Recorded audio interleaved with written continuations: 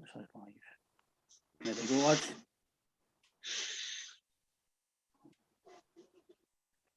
Hello, everybody, and welcome to the Celtic Unrestricted View podcast. My name is Ryan Clifford, and well, it's an episode of a fantastic day for Celtic.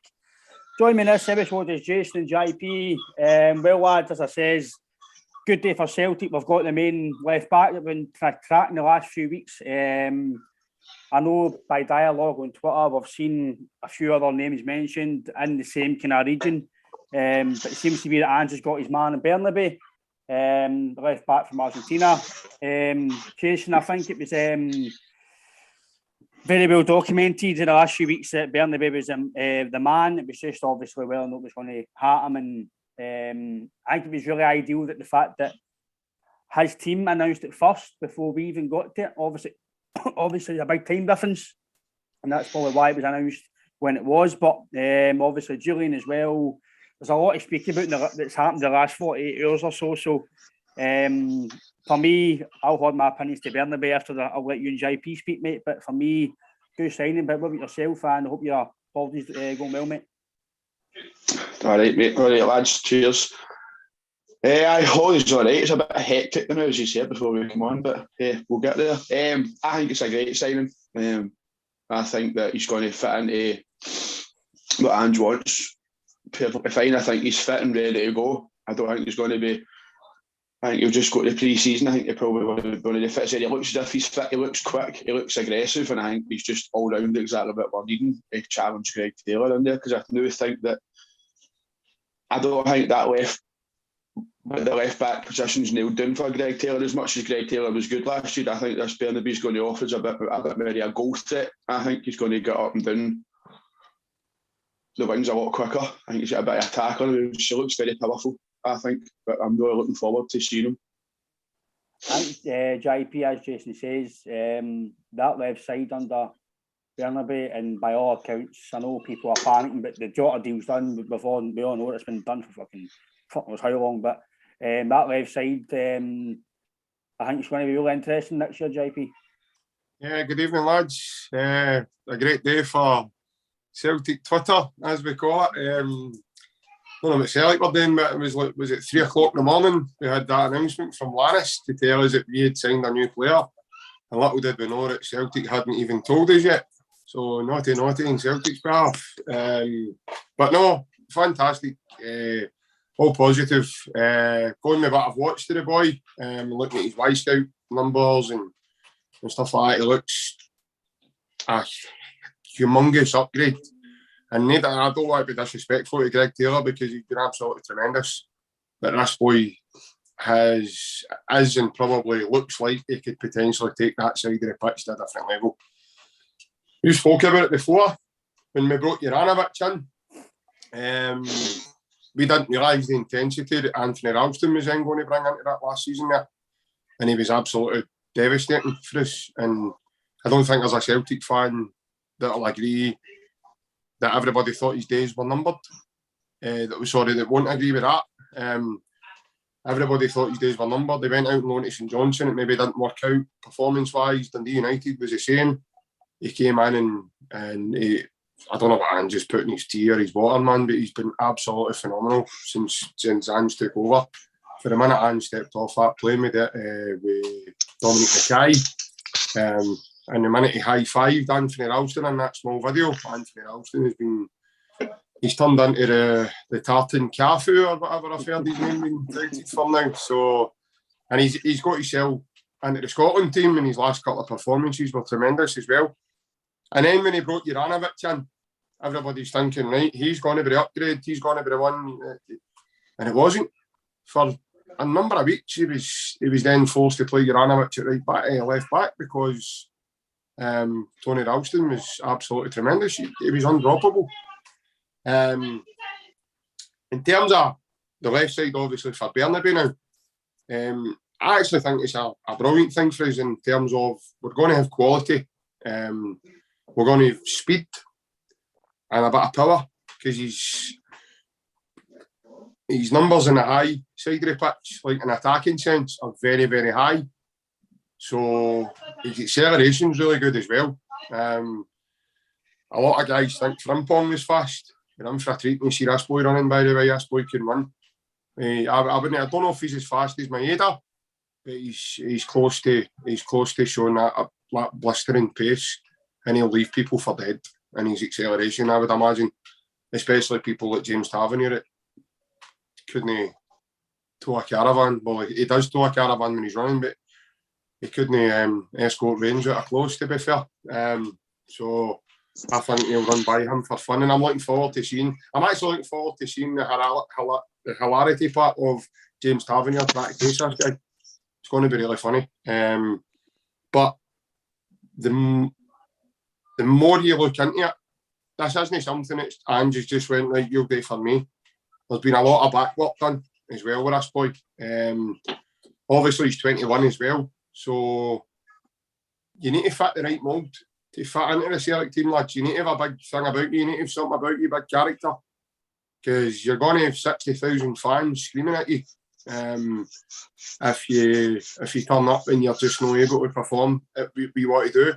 And get into the Champions League, I did say it before, guys, months ago, we need people who are going to be better on the ball. And this boy looks as if he's better all round than what we had. That's not to say Greg Taylor's not a decent player. I do think both of them will get game time.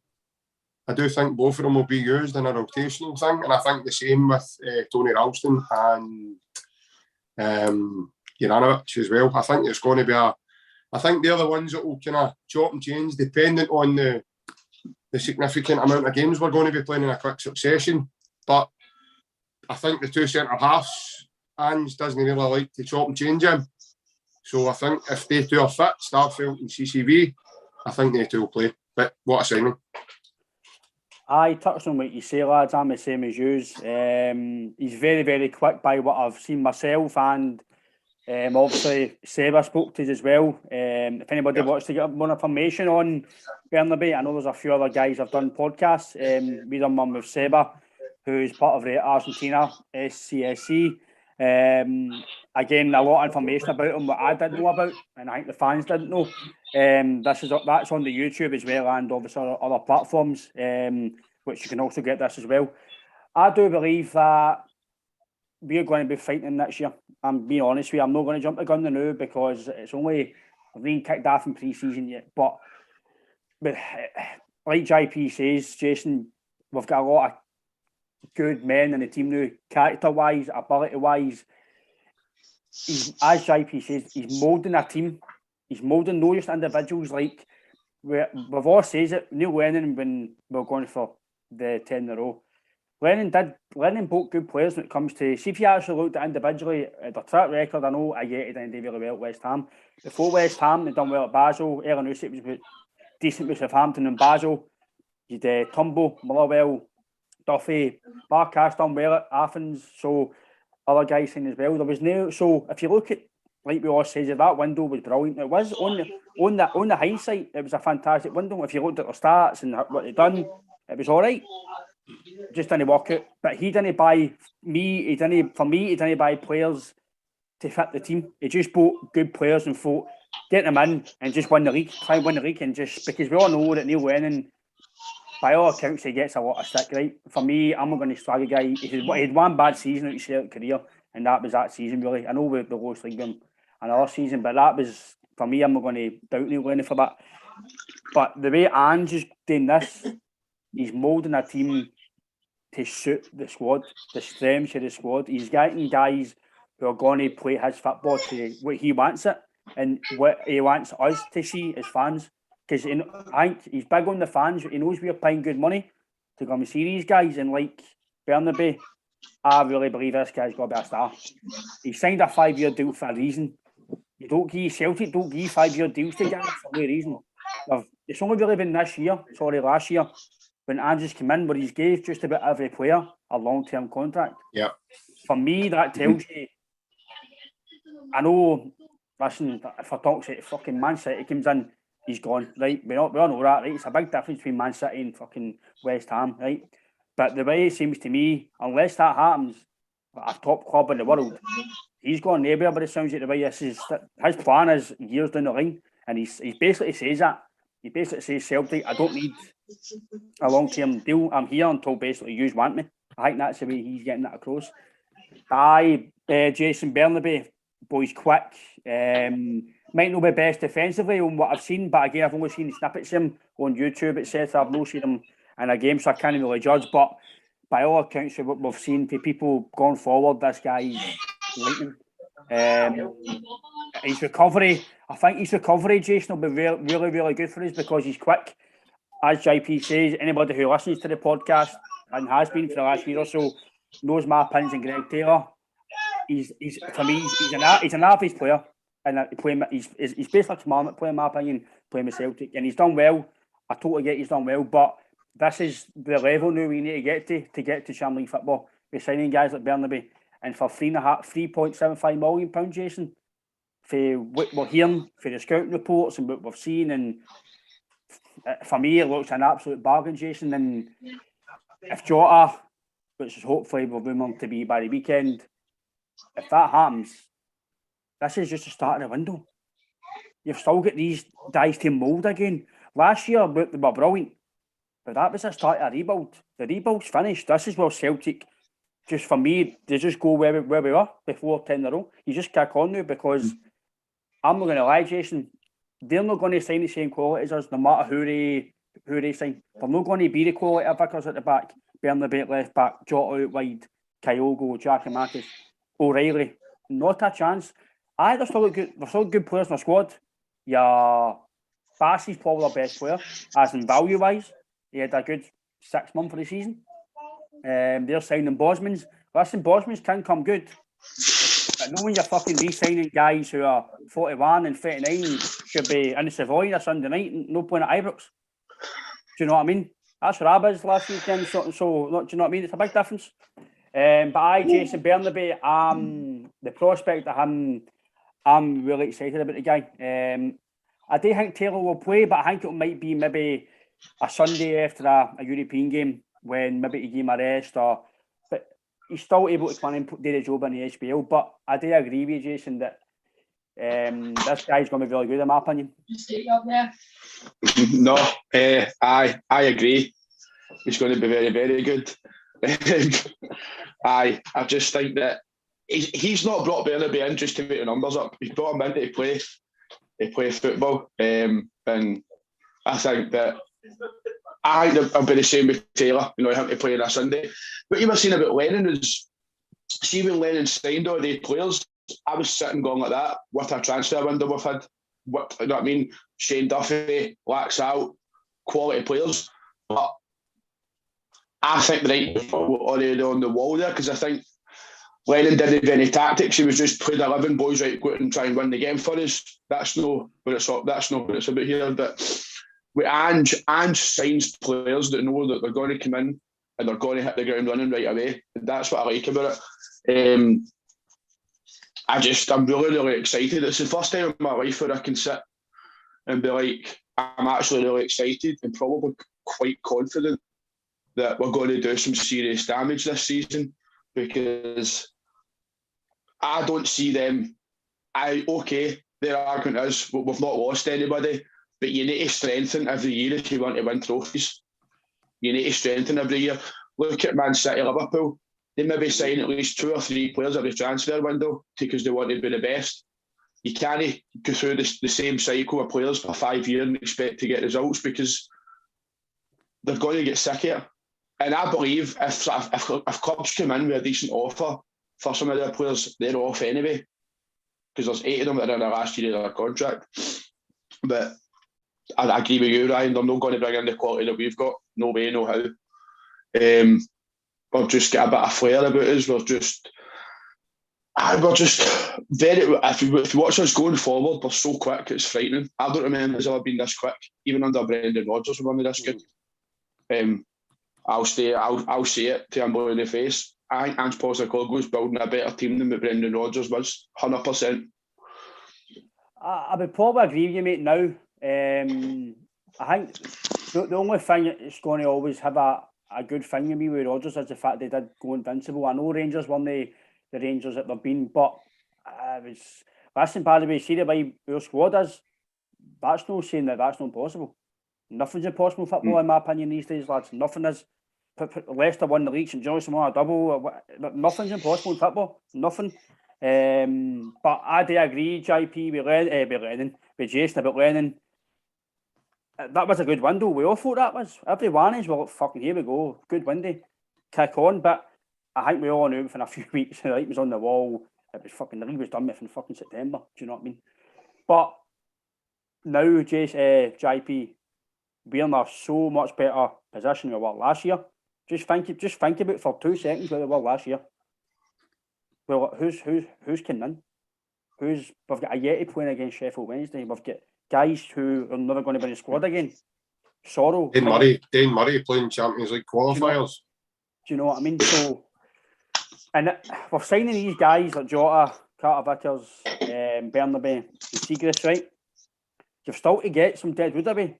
Your Bongollies, your Sorrows, your Yetis. There's rumours today about Tumble. We don't know what's happening with that. We don't know. It's just snippets we've seen on Twitter. We don't even know what the case is with that. Again, it's probably nonsense now. It's just, there's going to be more rumours about guys leaving. There's going to be rumours about fucking O'Reilly going down south. Every window, there's always rumours until the window shuts. But the only rumour that I'm kind of about JP is I know that Celtic are fucking the ball's rolling going forward. That is a rumour. Other side are worried. I think every other team is going to start looking at us now again. Shit, Celtic are back. Celtic are back. There's no question whatsoever. Andrew's got Celtic back to where we were before basically the pandemic started. That's basically my opinion. That's what killed us. It killed a few other teams. Bayern Munich, PSG. Teams all get killed when the financial wise, the playing systems, transfers, everything, and it absolutely done us in. But JP, look at us now. You're signing guys like Bernabei, who people are going to say, oh, he's for Argentina. Ange, like he says, mate, Ange knows what he's doing. He's signing him to play. People are going to say, I think we've seen a few tweets today, mate, about Greg Taylor's done well. He's done well. But he's no this guy. This guy's going to take us to play with the Champions League. This is where fans need to understand now. We're going to, I'm not going to say uncharted waters, but it is a wee bit because we've not played in a long, long time. A good few years. This is what Jason says. You need to improve to get to that level. Every year you need to improve. Rangers, they might improve a wee bit, but they've kept the players. But look at us. We kept our players last year at 10 in a row. We kept some of our main players. Did that work? Did it fuck? So, you know what I mean? No, I get you, mate. It's pretty good points you've made. I'm still stunned periodically now regarding what you said there about Big Shirley being the best player on the team. I don't know whether to take it seriously or not. Are you on that herbal tea again, aye? Big Shirley Bassey. And then obviously the fact that you've mentioned your, 39 or 41 got to say, boy, you're looking good for your age, mate. Aye, I'm fit by dog years, mate. Aye. You had a good postman round. I had a good wee in with a wee guy, mate. Aye. Aye. You had a good paper round, yes. No, it's totally night and day. You're talking about guys where, and by the way, yeah, we were all the same with that Lennon transfer window when we brought in Laxalt and all the other boys.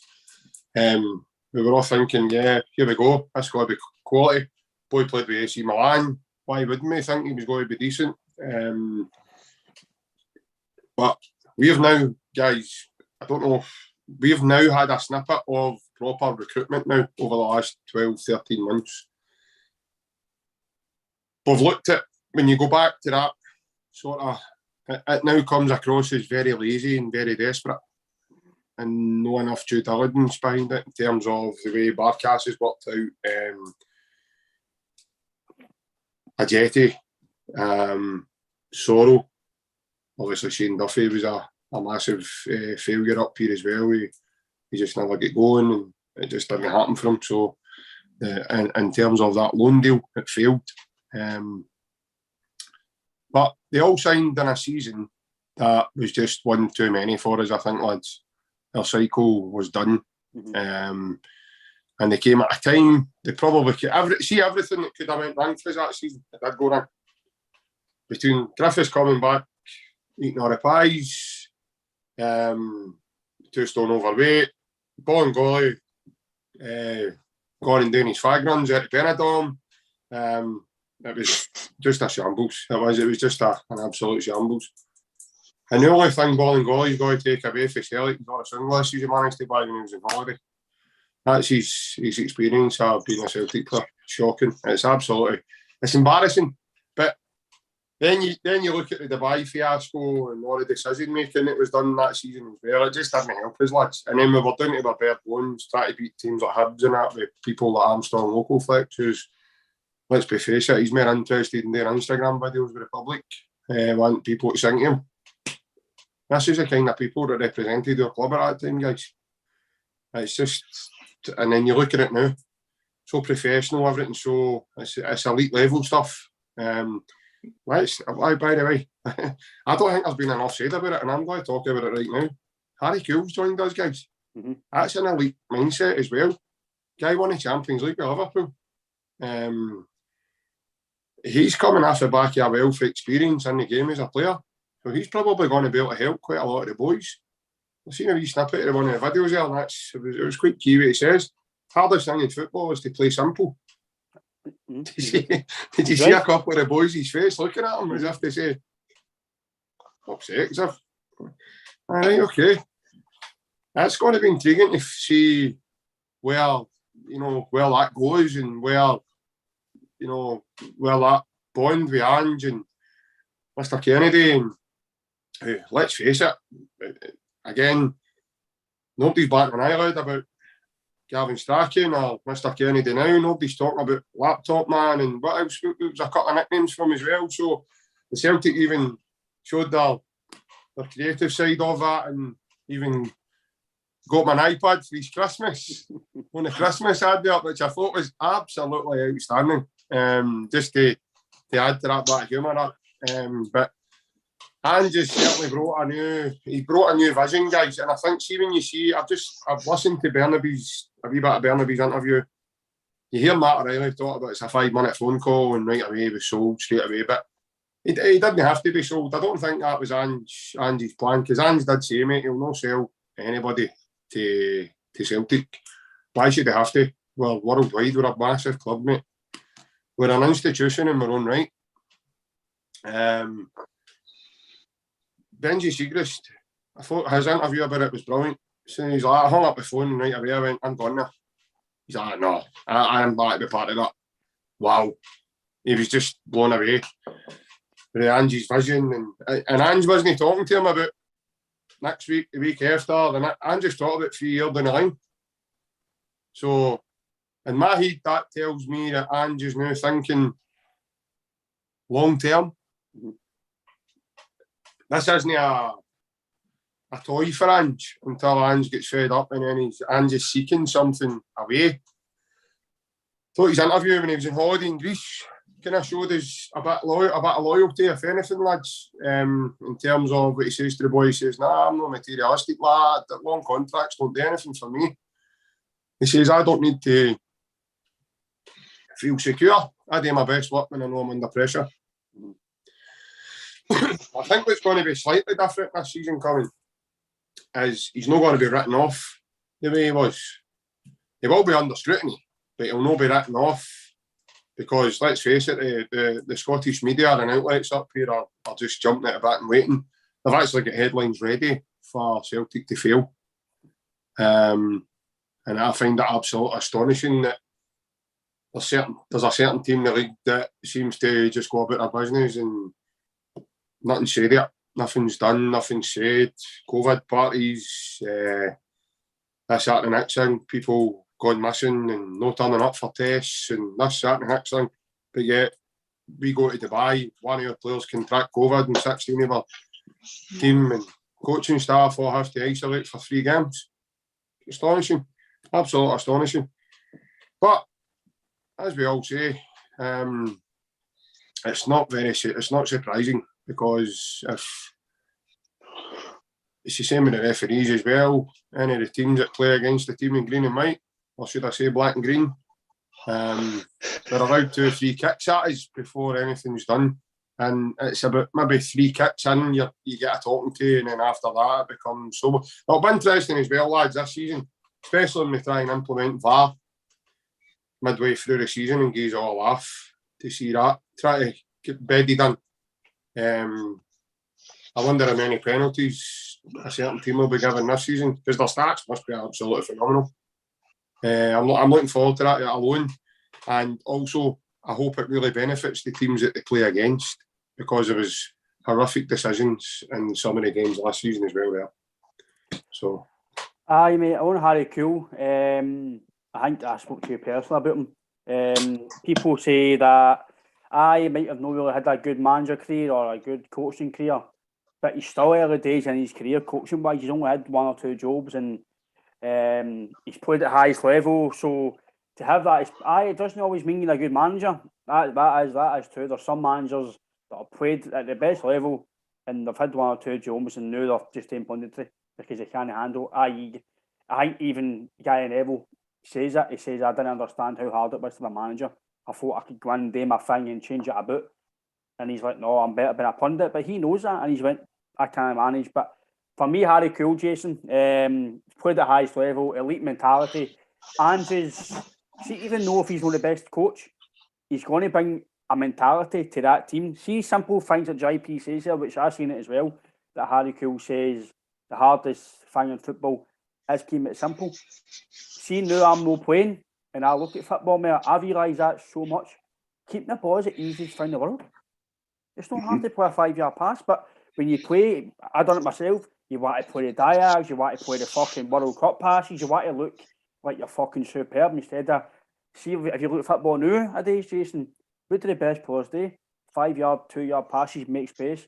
And this is what you've noticed with Celtic now. O'Reilly, McGregor, Hatate, we all know at the end of the year, end of the season, his passing was tired. You've seen that. You look at him now in pre-season, he looks fucking flying. Muscly, fit as fuck. Keeping the ball with Ange has been so much simpler. He's wanting 2 touches, 3 touches, triangles. Some of the football last year, even when we were losing games at the start of the season, he was trying something, and I think that's where, Jason, us as fans, I can accept getting beat when my team try to play football and we get beat with a better team that day. I can totally accept that. But what you can accept was, and I keep bringing it back, was the Bodo Glimt game when we were fucking powder puff. It doesn't matter if we go 7 games unbeaten, 20 games unbeaten. If we have 1 game like that, I'm still going to be critical because that just can't happen. I know we can't always play well, but there's a big difference between playing well and just being totally fucking absolutely basically no trying in a way. Because that's the way it looked. I know that's not the case, but that was the way it looked to me, and I think we all spoke about it. But Jason, Harry Kewell, mate, I think he's going to bring a big mentality to the club. Ange's going to bring him in if he didn't feel that he was going to do that. Because let's be fair, Ange just came in anybody. He's bringing guys who he trusts, and I think another thing on the board, Jason, I think we need to give the board and Michael Nicholson a big part in the back here. I know fans will say that's their job. It's their job. But we've been through some shite fucking recruitment, some shite fucking signings. Brendan Rodgers didn't know who Marion Shev was. I don't know, I've not spoken to him yet. Do you know what I mean? Guys like that are signing for your club. Kamara. To be fair, Brendan Rodgers didn't know about the Europa Conference League either, mate. Aye, exactly. So, but now the manager, Jason, knows who he's signing. He knows who he's bringing his backing staff. I know a lot of fans won't give a lot of credit to the board because they've still got a bit of, I'd probably say they'll probably still have a bit of beef till the day we're not here, but the 10 in a row. But I do feel that the board need to give, the fans need to give the board a bit of leeway now because they've done well, and in the day, in my opinion, they brought in an elite manager, Jason and Ange. No, I agree with the board thing. And listen, I was one of the ones that didn't buy any top last year because I was like that. They're not getting my money because they weren't investing into the club in the right way. And I'd emailed the club and wanted answers as to why we were so bad. And last year, the year before, the Neil Lennon year.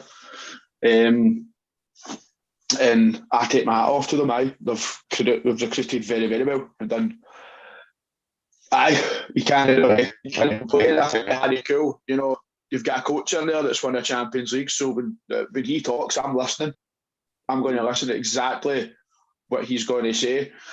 And what you were saying, no, but it is hard to play simple football because I only play Sunday league, so it's not exactly at a decent level. But I've done it on Sunday there. I'm trying to play the long ball for the back when my eyes like that. Play it simple, play it to the left, play it to the right, just keep the ball flowing.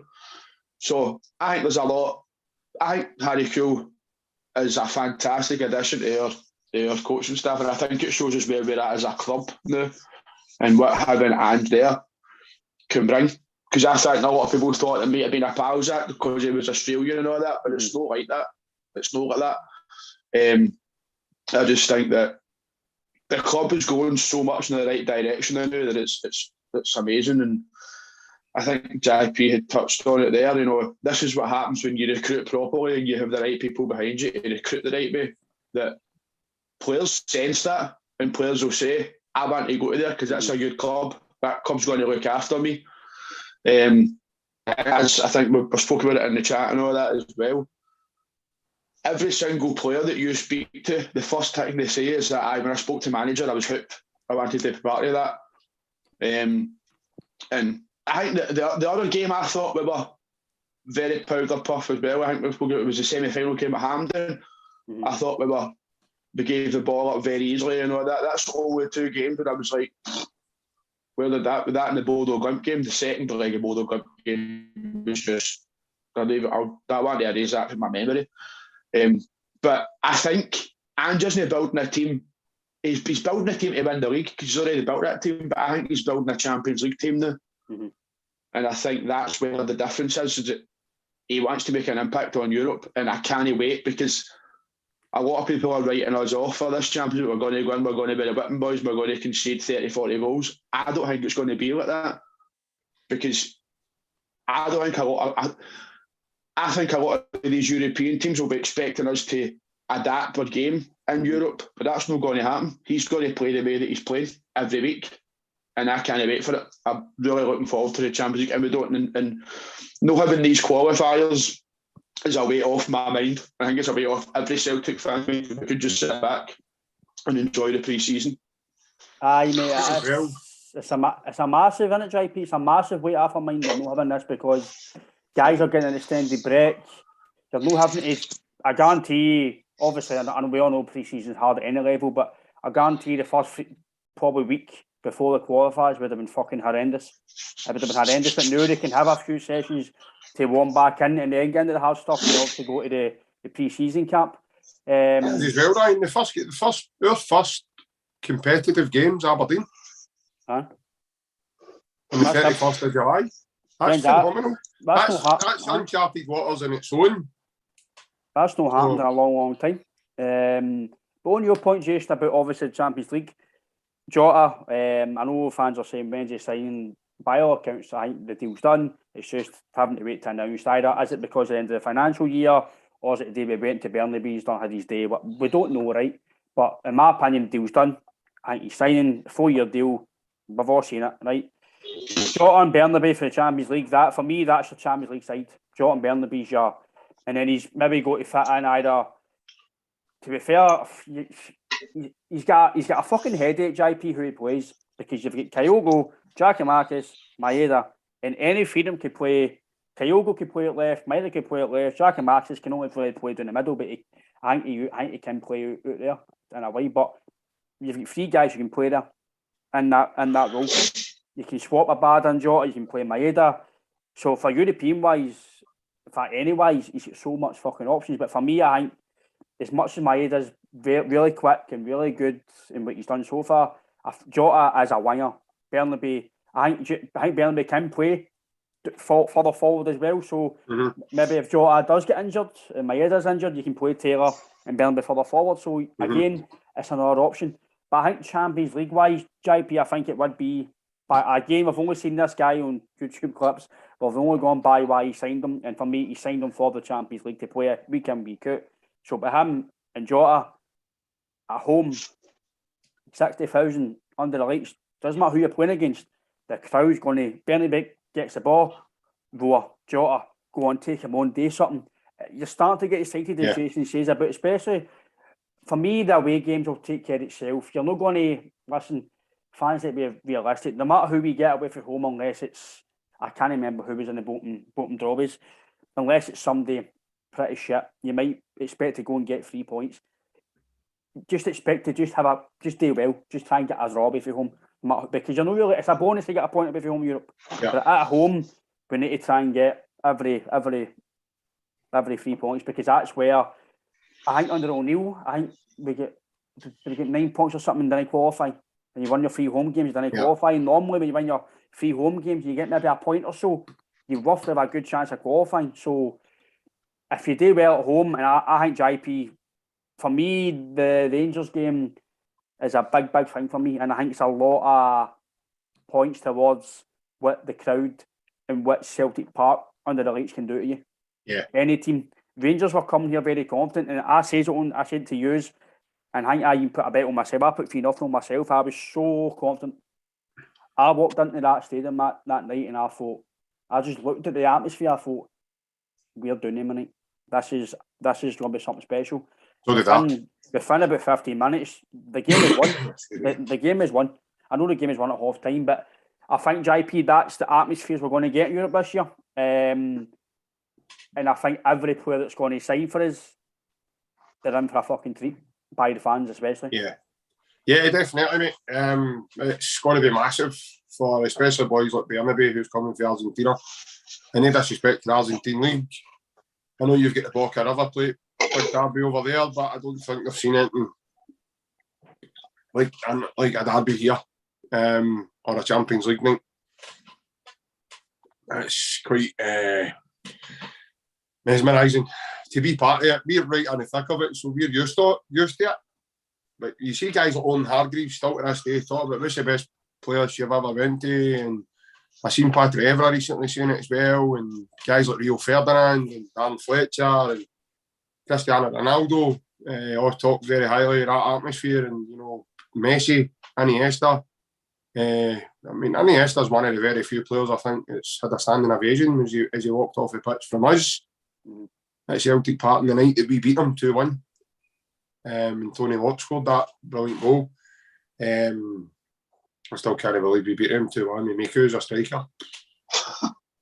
Just thinking about that there as well. With Effie Ambrose at centre back as well. Unbelievable. And we still managed to pull that result out of the bag. That's stuff of dreams, as you say, I would imagine. But yes, in terms of, see, what Ange has done, right, it's been very clever the way he's done it.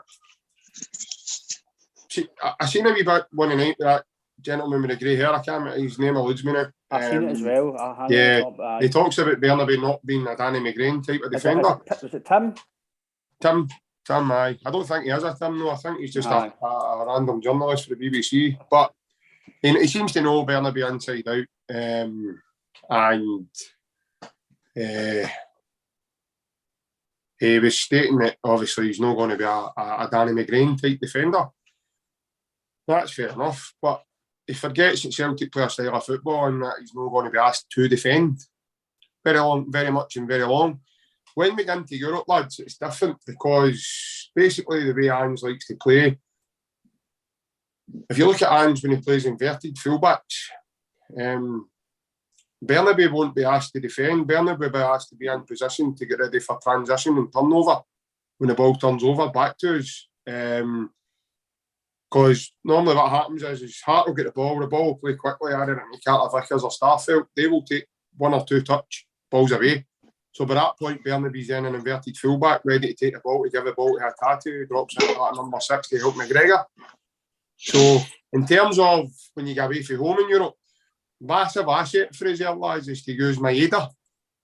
So moving Jota from there to the right side and using Maeda for his work rate to help with Bernabei. And then you've got two vast acceleration speed there with great recovery. You're going to kill teams with that pace. I'm sorry, but it doesn't. You don't even need to be the best of players. Mm-hmm. See that speed alone, you will kill teams who do not accelerate at pace. We accelerate by playing 1 and 2 touch and the ball's away. That's the turnover. You watch your passages of play and your manipulations. That's the turnover about the way we play. It's so hard to play against. You've heard even Andy Halliday talking about it. With Charlie Mulgrew's mentioned it as well. It's the best he's seen. So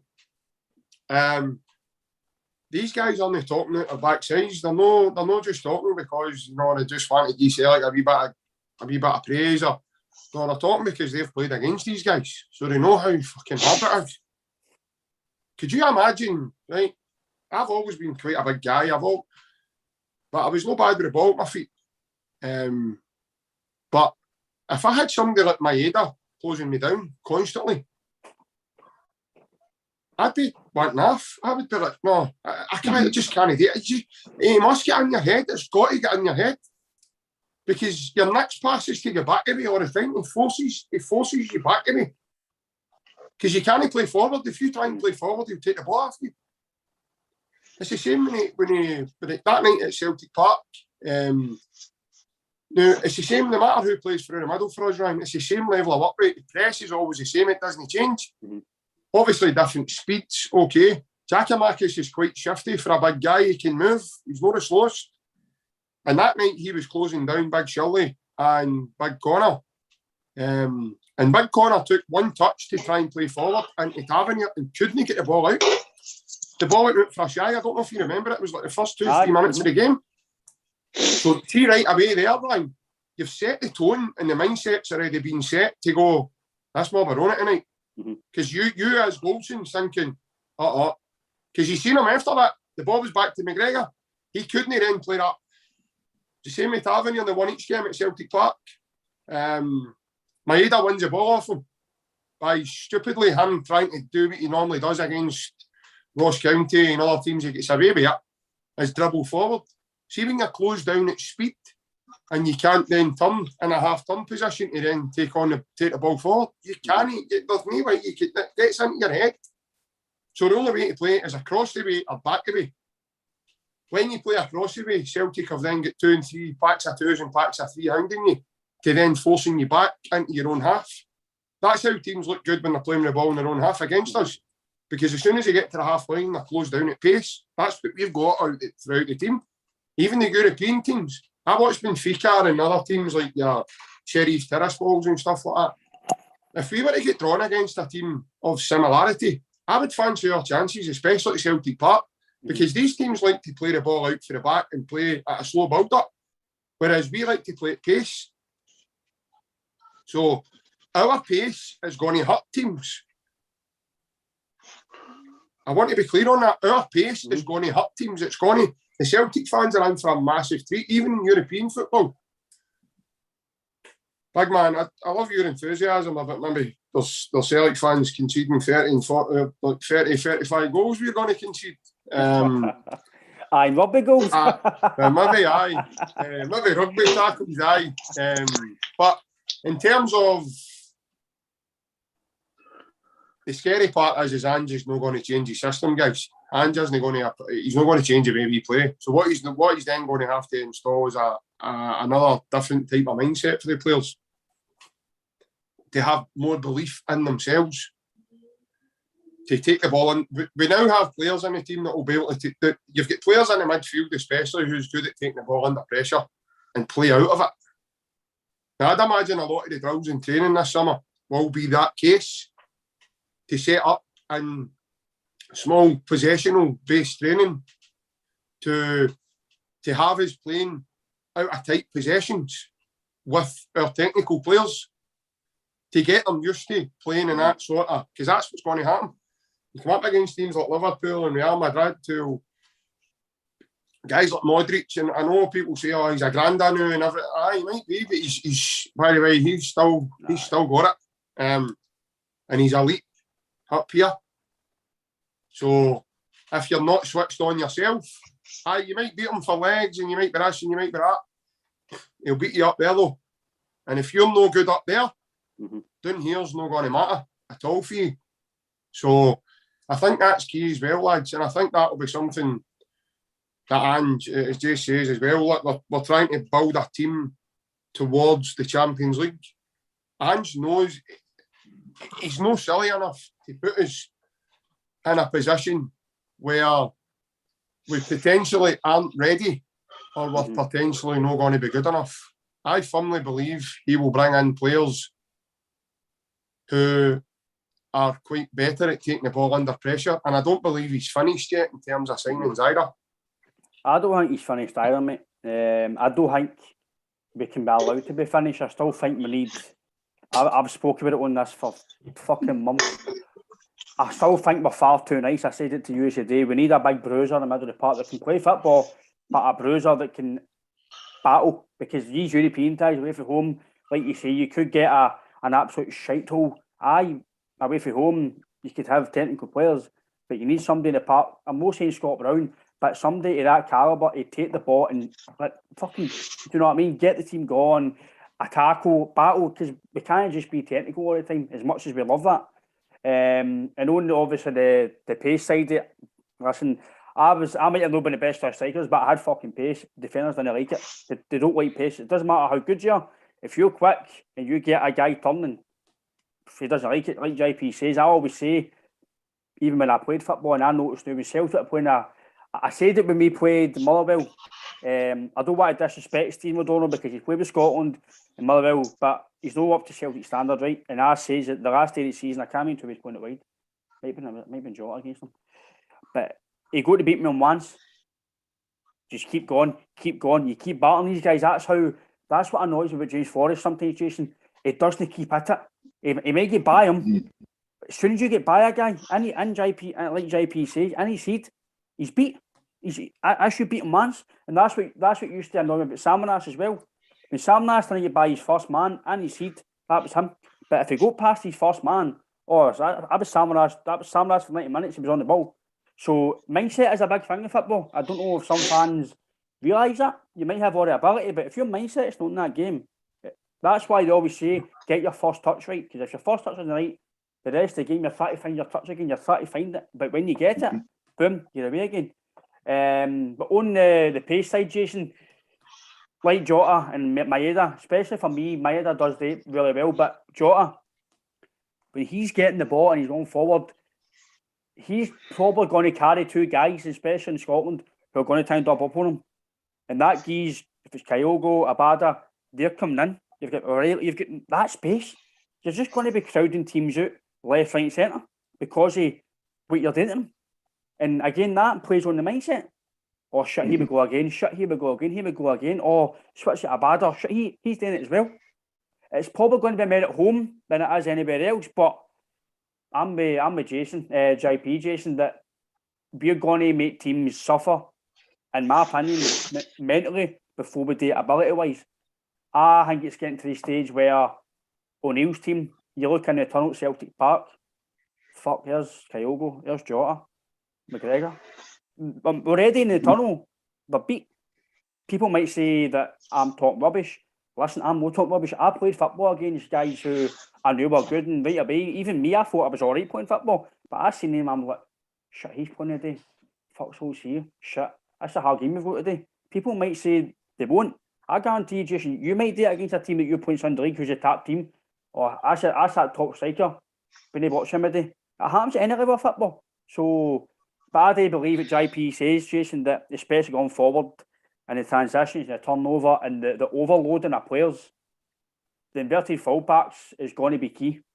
Especially with Juranovic and Bernabei. The two of them are fucking quick. But the fact they're quick, they're able to get back. They're able to cover. So you're covered always. And then you've got Vickers and Starfelt who are able enough now. We've seen the two of them play.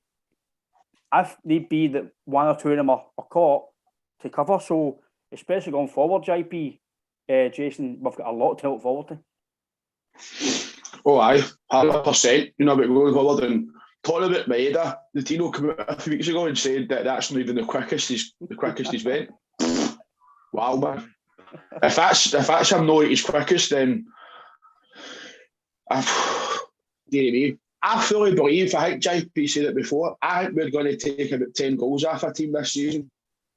I'm being serious when I say that, because teams just see, like, you're no disrespect to St Mirren and all that, they just come and they sit back and they defend. You can't do that against us, with being how quick we are. But even if I think even if we had to play against these teams and it was like Forest, who I think was looking particularly fit in pre-season the other day with the video, I think he's lost a good bit of weight. Even if you had him starting, I think he's still going to run an eye against him because they've just got in this that it's just attacking football and this philosophy that they've got about attacking football. I think it's, but I also think we're doing a good defensive side as well because our record in the league speaks for itself. Last year we conceded the least amount of goals, so even though we're good at going forward, we can defend well. I think as you were saying, we've got Cutterback and Staff out, so a quality partnership. We've also got a really, really good goalkeeper. We've got 2 good goalkeepers now. You know what I mean? Big Joe Hart, I think, if you're talking about me being a defender, if I've got a keeper there that's confident, it brings it through the whole team. Mm-hmm. But I think what you were saying, Ryan, if I'm up playing against a guy that's quick, I'm out. Do you know what I mean? Because I just know that they're going to have, I'm not going to be able to handle it. And JP was saying, I noticed that with Goldson in the 3-0 game, where after the first 5 minutes, he was trying to get rid of the ball quick. So was Barisic. It was get the ball away from me. I don't want it. And I think we strike the fear of God into teams. And I think teams will be, if teams are coming to Celtic Park next year and they get beat 2-0, they'll be like, that's a good result. We'll take that. I'll say it again. Mm-hmm. I think we'll take about 10. Some poor team's going to get put to the sword next year. Like Bobby Boucher, a water boy, Barisic. He's the first player ever to take a shite during the game. That was his kettlebell swings he was doing on the flat. Twice. He was doing that against Jota, no? I still watch that and I'm going, what are you doing? But the thing... Did you picture being one of his colleagues and standing there and you're going like that? What are you doing, man? The thing for me is, but right, Jason, like you say, people will laugh at you saying we'll take 10. I think we took 9 or 10. Was it 9 off Aberdeen we took off? Was that with Neil Lennon, man? Funny enough, Mark McGee. Mark McGee, Hammett didn't want to put his sheet on. He was a manager, wasn't he? Wasn't he? What was it? Was it called beans or something he was eating? I didn't want to put the heating on in the training rooms or something. I don't know what it was. I don't know what he was talking about, but I think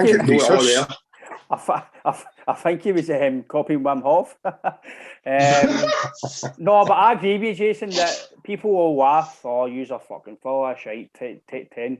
There's going to be a game where it nearly happened a few times. I watched a 23-minute clip on YouTube. It was just about how the season was won, but it was just all the goals. Basically, the games, even the games was 1 each, and it was just the goals, I think, of the season. And it showed you some of the saves. I think there was a game. See the game at St Mirren doing nothing each. The amount of saves that St Montgomery pulled off. See in a game at Celtic Park, that's going in. So it could be 6, 7, 8. It could be. There's going to be a game where St Johnson, man. I kept saying last year, there's going to be a game where we're going to absolutely annihilate a team, and it was coming. It was 1-0s, 2-0s, 2-1s. I was like, we're creating so many chances here. And then Giacomakis came back and got fit. Kyogo was fit again. And by the way, just takes it. On they two, by the way, I know, JP. Take away Maeda, because Maeda's striker, winger, I don't know what he is, to be fair. I don't know, for me, I don't know his position. He's just, for me, he's an all-rounder. He can, I'm not going to say he's a Messi, because he's not a Messi, but he's just, I think he can just do it once. He can play up front, he can play it wide. I think he's the ability to do Ange trusts him to just basically do what he needs to do on the park. But Kyogo and Giacomakis, for me, are going to be vital, depending on who's up front, depending on the game. I think you can put the two of them, especially if you're home. Giacomakis, for me, I did say when they signed him, we were crying out for a Hesseling Ilk type player to play with a small and wee guy, to hold the ball up in European football. I mean, he played against Ferencváros, only he played 15 minutes. But the difference he made to that game, I think we were only 2-1 when he came on. Don't quote me, I might be wrong. But I know when we came on, he got the third goal. When he came on, he was holding the ball up, he was getting fouls. You've not had that in years. Even with Mbele, we didn't really have it. Edward, he got to be fouls here and there. But no, the impact that I think Giacomakis, so especially European football, JP, when it's the last 10 minutes, the last 5 minutes, if he's on the bench, bring him on, he'll hold the game up, he'll get us in the corner, he'll get his free kicks, he'll get his fouls, he might even get his penalties. They two are vital to what we want to do, and that comes to the attacking football. You're going to get the opportunities to get the guys. I think I seen a start. I think I said it in the last podcast. If Jack and Marcus played every game and the scoring rate was it, I think it was 42 goals he scored last season. He was a top goal scorer, I think, roughly, and he only played about, I think it was, I can't remember how many games he played, 20 games or something, if that, for the season. It's scary, by the way, that people actually didn't like him. Frightening, man. Because he missed a penalty. And I think that as well, mate. Kyogo scored a barrel, I don't know, considering the injury he'd had as well. And he came off the back of playing a full year with Japan. Sorry, no way Japan. Over in Japan for Visa Kobe. And then he came here and played another year with Celtic. But obviously, he had a long injury layoff. So, as I say, he was phenomenal as well. But out of the two of them, mate, and I've said it before, Kyogo's the main man. He's different gravy. He is different gravy. Kyogo is a modern day Henrik Larsson for Celtic, mate. That's the type of player he is, man. He's going to be the type of guy, mate, who we might be nothing each against carrier bag or something like that way for home, mate. Bang, he pops up, scores 2 goals. Before he not there, all like that. What the fuck's going on here? You know what I mean? Just his movement. I mean, you've seen his movement through the cup final alone. His movement, his touch, the lob, the lot. To even try that, the lob and that. I mean, what is Mark Macy? He's about 6'20". He's tall. And he even had a go. He's trying to save 8 goals that Jason's trying to talk about.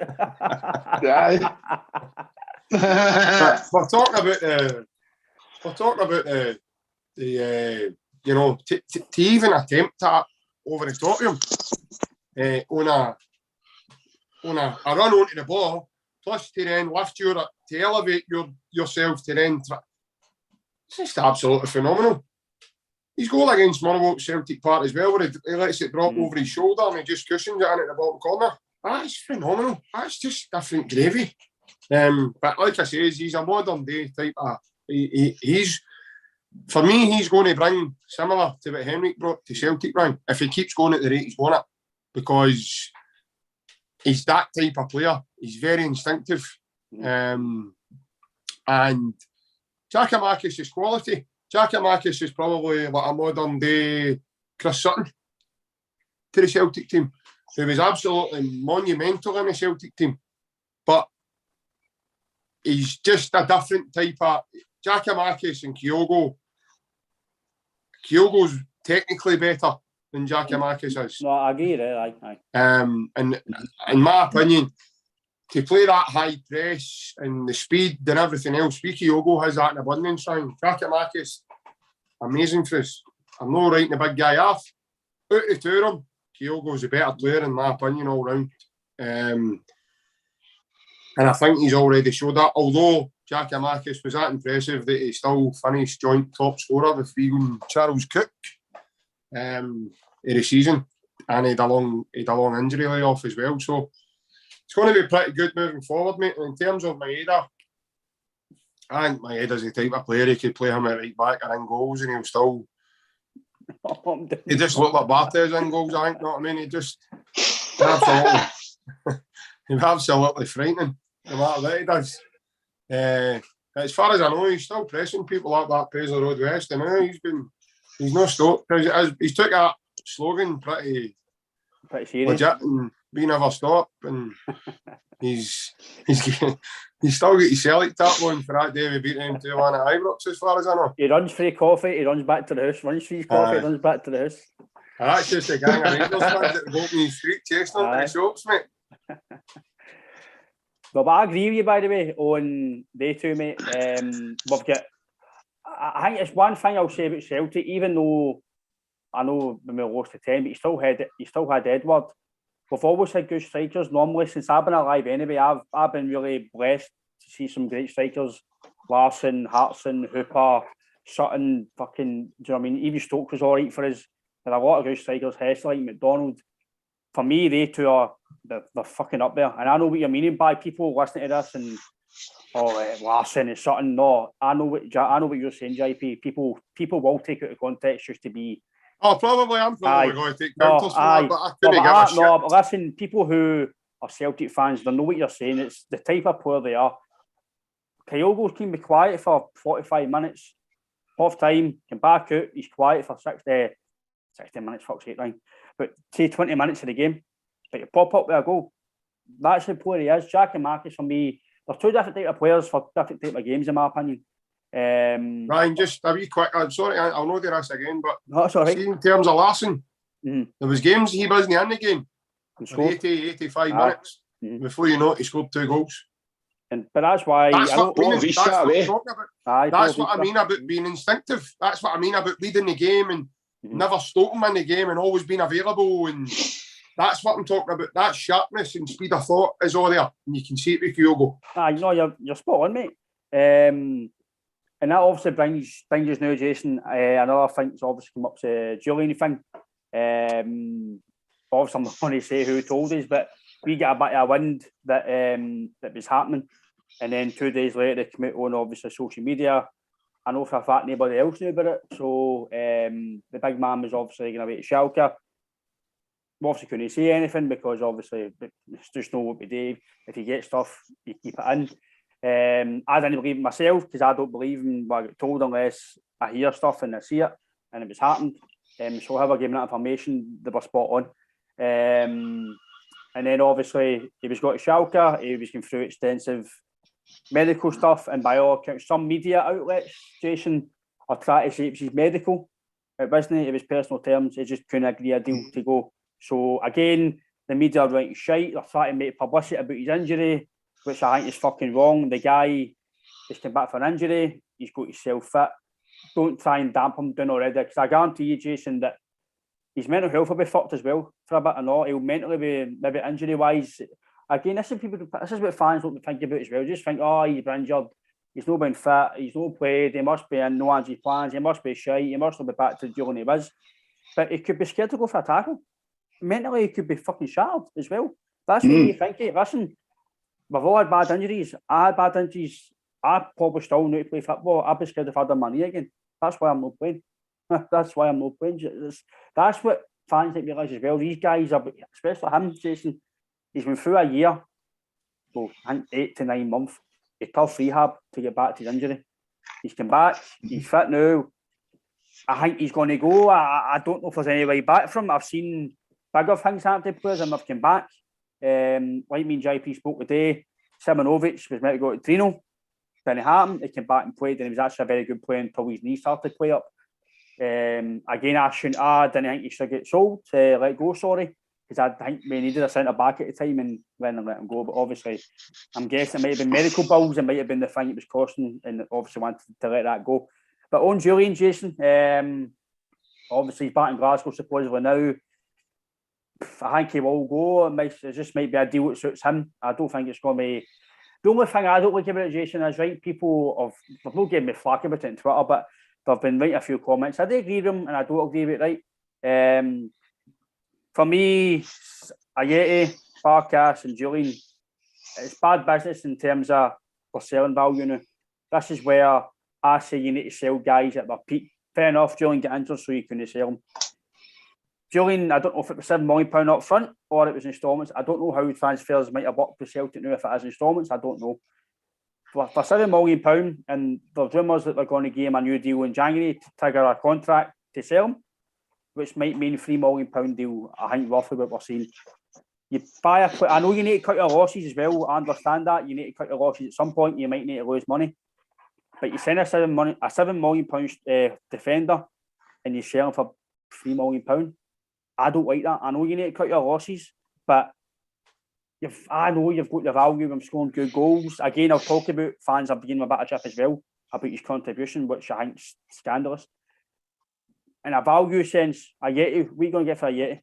$1 million, $2 million. Barkas, you've got his wages are fair enough, but is he going to come back? He'll either get released or go for probably 500 grand. The board, who was in previous, i.e. Lawwell, etc., need to be fucking ransacked for that. Fans might go, aye, you're still getting money. Aye, but you're paid out 25 grand a week problem wages for Jullien, and you're going to lose out £4 million. You're signing guys that, I think Jullien was 26 when he signed. Is that right, Jason?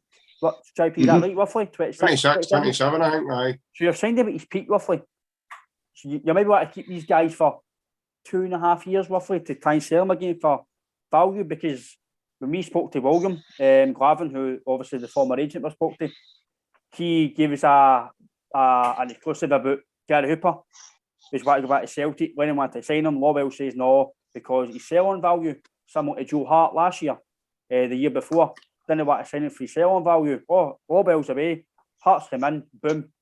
Hart's probably worth a good few million now because he's Celtic and what he's done. But I don't know what you think on Jullien, Jason.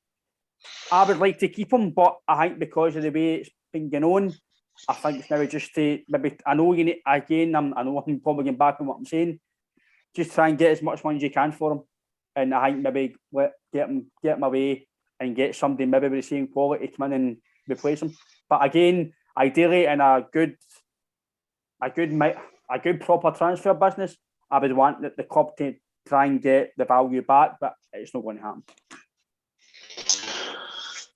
I think Jullien's just been extremely unlucky, to be honest with you.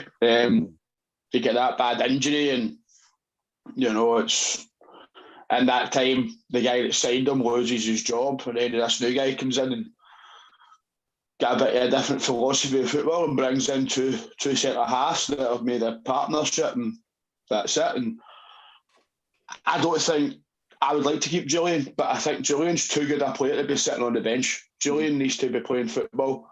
I do agree with you that the money that was touted that we were meant to be getting for him was a criminal. I say that to you, that if he was a £7 million player and we've paid that up front, ideally you want to try and make you want to try and sell him for about 10 million to make £3 million, and that I've made something on him. But I also think that what he came out and said, if it was true to these French media outlets and all that sort of signed that was him away at that point, because I don't think he can come out and badmouth the manager and the club and get away with it, really. So I think he will be moved on, but I don't know. I think one thing we can take from it is that he's fit. So if he is needed, he's fit and ready to go. But I don't think he will be there. I don't think he wants to be there, and I just don't think Ange fancies him, to be honest with you. I just think Ange's got his philosophy, and I just don't think Jullien fits it. But I do think I was watching clips of him the other day on YouTube. See the goals that guy scored to Lazio at home. The game at Hampden he scored. He's a very, very, very, very good aerial threat. He's good with the ball at his feet as well. He scored a goal last year, I think it was against Hibs, where he ran by 3 or 4 and then slotted it into the bottom corner. Wonderful goal. But is it maybe that Ange thinks he's part of the old sort of regime, so he needs to get him out, and that's why he's not here? I think I do agree as well. I think Barkas will probably, I think he'll just get released because what's he going to be 5th choice goalkeeper? £5 million and your 5th choice goalkeeper. I don't know. A Jota, I still think he could do a job, to be honest with you. I still think there's a player there. If you look at him at Basel, he was phenomenal at Basel. I still think there's a player there, but as it went on too far from him, I don't know. I think if he is going to go, he'll probably get about £1 million. But Jullien, as much as I'd like him to stay, I think his numbers up. I think he will be moved on in this transfer window, and I think he'll be moved on very, very soon, because I think there was a few French clubs in for him as well. So I think he'll be moved on quite shortly. On Jota, I agree with you. I don't agree with you in the sense that I've got a soft spot for him, but it's not worked. I don't think Ange knows he's not good enough. I don't think he's going to be here. I think he might be here until maybe somebody else comes in or a bid comes for him. Because in the day, fans need to realise players need to want you. You can't just go somewhere. You can't just fuck off unless your contract ripped up. But he'll be on decent money. He was signed for 5 million. I'm sure it's 18 a week he's on or something. He's on a good bit of money at Celtic because you don't sign 5 million. That's why I'm saying because there's no loan pennies. Bernabei's no. You don't sign £6 million players. Jota's not going to be on pennies. These guys are on the top end of probably 30 grand a week, 25 grand a week at Celtic. I'm really surprised if Jota's going to be one of the highest paid players at Celtic you've ever had. I'm sure Larson was 42. I think Robbie Keane was 45 or something when he came. I don't think they'll pay that money, but it'll be the high end of that to that stick anyway. I think Ayeti's finished. I think he's had his chance at pre-season. I do agree that he looked good before. Not looked good, but he looked better before he got injured. But I just think I think the ship sailed. I think I'm agreeing with JP because I think he's shaky seed. I agree. I think Ayeti's finished at Celtic. I think he's done. I think even last year when we were struggling for strikers at the end of the season, he was in the squad. I think he was training with the youths. That's what I've heard. I heard he was in David Lloyd gym leading training. So I think he's finished. That as well. I think he's finished, mate. But on Jullien, JP, and then we'll go into Montgomery because I think, and then we'll call it a night tonight. But I do, unless you want to speak anything else, but I do agree that some of the comments on Jullien, JP's been a bit uncalled for and a bit scandalous, saying that he's no contributed, he's hopeless and what. Listen, lads, the guy's been there for fucking nearly a season. Look at what he done before that. You can't judge him on recently because he's not played. Mm-hmm. He scored important goals. He made some important tackles. He played in a team that's won trophies. So you can't really struggle. I know I agree Taylor's ship. I agree Forrest's ship. But on the whole, I can't really say too much on them. I can't give them too much shit because they've been a part of a team that's won trophies. Jullien scored important goals. He's won trophies, major trophies at Celtic. He's played in important games.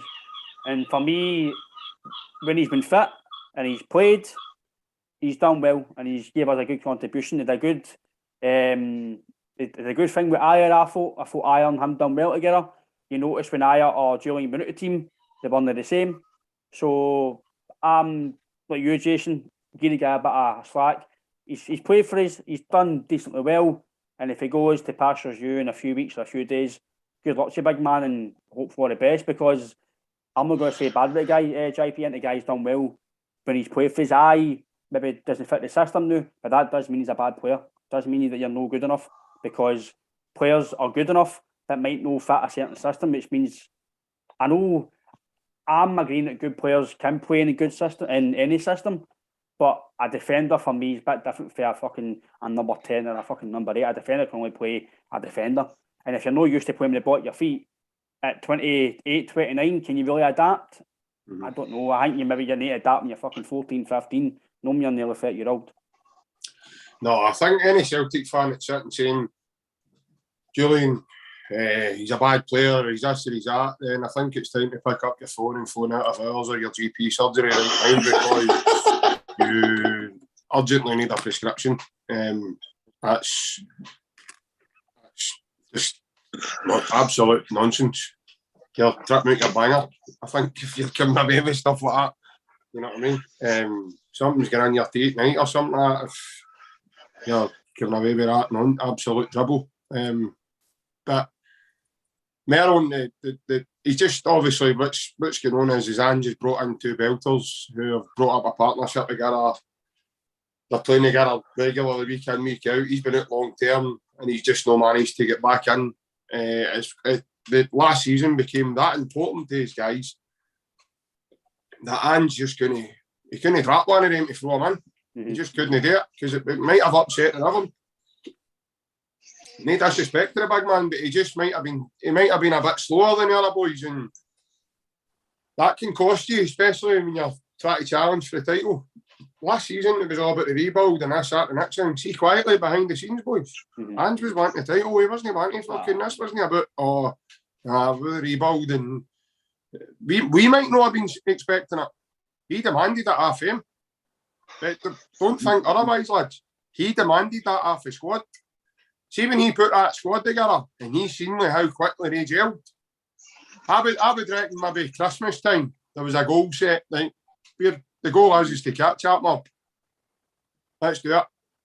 And you just seen them when they came back for the new year after the January break. The fit was to the flare and it was acceleration. You seen it?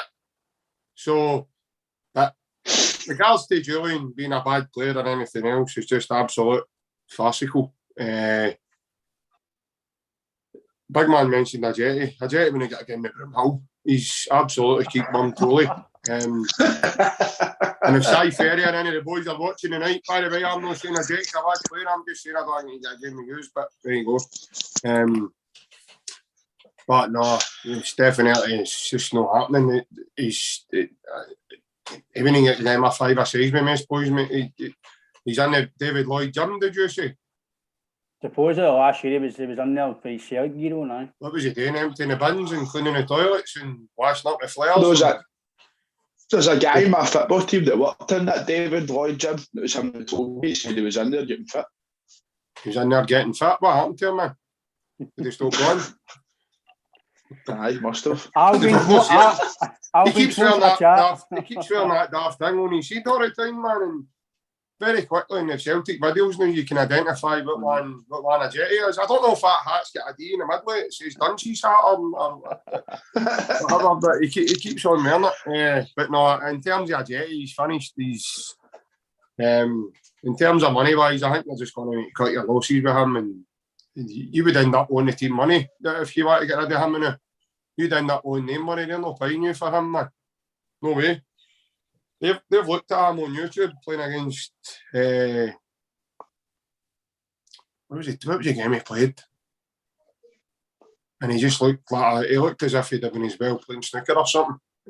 Livingston. Aye, Livingston, that was it, mate. And you're just like, what exactly is it you're doing? What are you doing? What are you bringing to this team apart from a headache for the fans? Watching you, because guys were going away for Celtic Park when he played last season, going like that. What the fuck was that? Like, what is he doing? And then you're looking at Ange going like that, right, big man. We're beginning to question you now. You must see you're standing closer to him than we are. We understand, and then you don't think about it, so you go away and you assess it and go, you know why he's playing him? Because he's nobody else. The other two are injured. That's why he's playing him. Mm-hmm. He's been left short in that position. I've heard Ajeti's positions are false now because he's just false altogether. So he should have been fucking Love Island anyway. Aye. False. Aye. But that 6-pack he's got, that's a bit of a thing he's got. But in terms of Ajeti, he's finished. No, he's definitely finished. But Jullien, no, I think he's Swiss. I think he's quickly going to be booted in a Swiss roll and sent on his merry way. I really do, mate. I think his Swiss roll is going to be on a train shortly on the way down to Peterborough or something like that for his holidays. Are we dead frames of jam? 2 cans of Red Stripe hanging out his bag. But I obviously as well own Montgomery, Jason, last bit of the night. Good loan move from him, I would say, to Aberdeen. Good win. I didn't somewhat maybe it's different for Scales because Scales needs game time because he's not really kicked the ball with Celtic. Aberdeen, he's a bit St Johnson, Scales went to Aberdeen. It's a different kind of move. He's went to Aberdeen to play as a centre back. We spoke about the last podcast. We didn't think it was a good move for him, but it seems the last few days, Goodwin's trying to sort Aberdeen out. Hopefully, he'll change the style of play to get Scales on the ball and pass the ball out for the back because that's not the way Aberdeen play. Hopefully, that's the way they're going to play Aberdeen. But on Montgomery, he's obviously about St Johnstone on loan. Aberdeen fans didn't really like him at the start when he was there. Kind of started to get in his groove when he played there. I think he's just going to. I personally think he's just going to loan Jason to just run down his contract at Celtic. I don't think he's going to play at Celtic personally. I think the boy's a good player for maybe a Hibs or a Hearts or a St Johnstone maybe every week. Again, I could be wrong. I happened to Tony Ralston. He went out and didn't play. Montgomery could have a fantastic season with St Johnstone. Come back next year and challenge Montgomery and Bernabei and Taylor. I don't know. Hindsight's a good thing. We can find out at the end of the season. But do I think he's going to come in and play? No, I don't know his contract situation. I need to look at it. His contract. but he kind of ran out a year roughly there. I think he run out a year getting experience with St Johnstone, and then maybe sign somebody else for maybe them again or down south. I don't think he'll play, in my opinion, Jason. But it'd be good for the boy to go out and play games, because there's no point in sitting on Celtic's bench. Maybe someone like Jullien. Jullien's too good to sit on a bench, especially Celtic's bench. He should be playing. Well, obviously Starfelt and Vickers are the main men, but he's good enough to play for Celtic week in, week out, in my opinion. So he's got to go elsewhere and play, because he's getting to the age now where there's no point sitting on the bench. Same Montgomery, there's no point in that young boy sitting on the Celtic's bench. Or I don't think he can even play with I don't think he can play with the B team, because I think he's too old now to play. Or it's the way that is. I don't know how that works. I think he's played too many games now. I know his situation was he couldn't play, so he's going to be sitting on the bench just collect his money. In fact, he might not get the bench, because it's going to be these 7 or 8, I think 7 subs now. So it's going to be 7 subs. I think Ange's maybe want to get young guys who are good enough to come in and play, because they want to have the 7 subs that are good enough to come and play.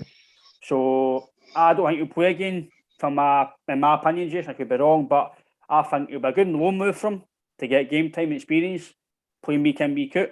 But I think it's just I think it's maybe a loan deal just to see another year he's dealing, maybe next year he's away. I think that as well. I don't think he'll play. I think he's one of a few players that are there now that are not good enough to play for Celtic. Stephen Welsh, Mikey Johnson's the other two that I don't think are good enough to play for Celtic. They're never going to get into the Celtic team. I think it's one of those ones. I think if he goes to St Johnstone and he has a good season and they have a good season, if the price is right, they might take him. Or he could be like a Calvin Miller, could go down to like a Hartlepool or something and build a wee career down there. He seems to be doing well down south by all accounts. But no, I don't see him. Let's be honest, like, no getting in. He's third choice left back. Taylor and Bernabei are going to be fighting that out. Probably Bernabei's going to be first choice, and then it's going to be Taylor. So unless they two get injured, then he's going to get in it. But I don't think it's happening. I think it is a good move for him, because I think they'll play some good. I think their managers and just managers will try to play some good football with him. I don't think the Aberdeen one went as well for him as what he thought. But no, I think he'll be. I don't think he's up to Celtic's quality. I think St Johnstone. I think a mid-table Scottish team, or maybe a Conference or League 2 English team, probably his level. But you know, I've just put him out there to try and get him a move. I think personally. What's your opinion on it, JP? I know he's a young talent, because I've always says you don't play with Celtic if you're 17, 18, 19 and still be in the squad if you're no good enough. You must have something. But I do believe that, again, it might be a bit contradictory, but if you're maybe similar to Tierney, if you're 17, 18, 19 and you're really, really good, you're playing. You'll be in the squad, you're playing. So I think for me, it gives the telltale signs, JP, that I think it's just, for me, it's to send him at loan, get him experience, see another year off his deal, and then hopefully he wins a move by putting yourself in the shop window. Yeah, I thought when he first started with us, I thought he looked promising. Because I'd heard reports, you'd heard like Chris McCart and Michael O'Halloran Senior and stuff talk about him, and they rated him very highly. They spoke very highly of the lad. And obviously when he first got our displays, he looked very keen and wanted on the ball. He wasn't shying away for the ball. But then in terms of last season, when he played in the away game over at Real Betis and we took 2-0 up, and then he showed kind of naivety in his play as well, in terms of his ball retention skills, and instead of trying to play simple, he's looking for that iron needle pass all the time, maybe to try and play balls around the corner over the top, and it's not there. And so I think he's got certain level of ability, definitely. To play for Celtic, you need to be very special, especially to get into this Ange Postecoglou side. I think you need to be high tempo, intensity, powerful, dynamic, technically good. When you're talking about, you just listened to recently about Juranovic talking about muscles he's not had in his legs before, they're all there now. Greg Taylor saying it's the fittest he's ever been ever as a footballer. That's intense training the boys are under, and they're put through a rigorous programme, and it's constant. It's day in, it's day out. It's repetitive stuff with the interval training, intense that they're training at. They're now a year down the line, guys. Teams struggled to match us last season. What do you think it's going to be like now? In terms of Montgomery, I don't think Montgomery can. A bit similar to Mackay-Steven in a way.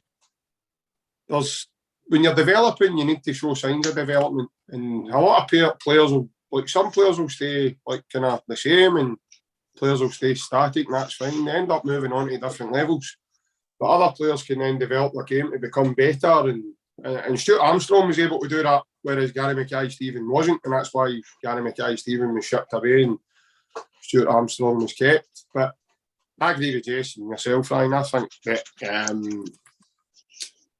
he's just working his ticket now to moving on to pastures now in a permanent move. I wish the boy all the best because he's a young lad, and obviously football's a very short career for many, so I don't want to see anything bad happening to him. I wish him all the best, and he's going to a team that, okay, they narrowly stayed in the league, but in terms of it for next season, they're under pressure as well. I think if Callum Davison stays on as manager, which it looks like he's under severe pressure. I think if they have a similar start to looking that they were heading down the bottom of the leagues, if they do start like that, then I think Mr. Davidson's days will be very numbered, and he could be potential early casualty in terms of managers. Same with Jim Goodwin. He's got a big job in his hands as well, as is Lee Johnson at Hibs, because they kind of clubs have all went from challenging in the top six. So is another manager, I think. Yeah, but I think what's got him a bit of leeway, Jace, is in terms of they were bottom of the league when he took over, mate. They finished in the top six of the season. That was success for them last season, especially with having the lowest of budgets, and I don't think they've got a humongous budget to work for, and they're trying to do the best as they can. Their recruitment is trying to work the best that they can, and they've got some really good players in their team. They just need to try and find a strategy and a play that's going to help them kick on to be successful. A bit like Davy Martindale at Livingston, to play to your strengths. Sign McGinn there. They signed McGinn there. That's a cracking signing. John McGinn? No, they signed Paul McGinn, him for the boy for Hibs. Right? That's a good signing. That was a good signing. Yeah. But no, as I say, Aberdeen, first game of the season, lads. It's going to be a belter. Let's hope we can pound a bit of pressure on Mr. Goodwin, because he's got a big job in his hands, and I want to see he's getting after a flyer. I know they've signed a lot of players, but I'd like to see us kicking on now and really hitting heights where we think we can actually go to as fans. But just before we go, lads, I just want to say a thanks to Jason for taking the time out tonight for your family holiday, mate, and coming on and speaking to us. It's something you didn't have to do, but cheers for doing it. Aye, Jason, 100%, mate. I know it's been a hectic week trying to get you on there because you're family, mate. But again, mate, you're taking time out of holiday to talk to the two Ronnies, mate. So, but yeah, I appreciate it a lot, mate. Again, everything I think we spoke about, it's what the fans are talking about. I don't think we've said anything that's been no spoken about. Again, we try and highlight anything that we can. Any fans that don't want to have their opinion, let us speak about it. We'll put it forward. If it's referees, whatever. If it's any Rangers, anybody speak about it, we'll put it forward. That's one reason why this is all about. We want to put stuff out there that nobody talks about, because I think it needs ironed. There'll be a lot of that during the season that I think that we'll speak about, especially when the VAR comes in. I think there'll be a lot of contentious conversations. But I think, again, Jullien, I think that will happen soon.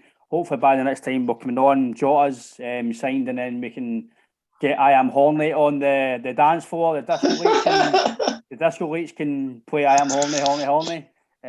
But again, Jason, JP, hail, lads. Just before we go, folks, as well, if you want to listen to more of our content, more of our conversations, you can get us on YouTube. Click the button, subscribe.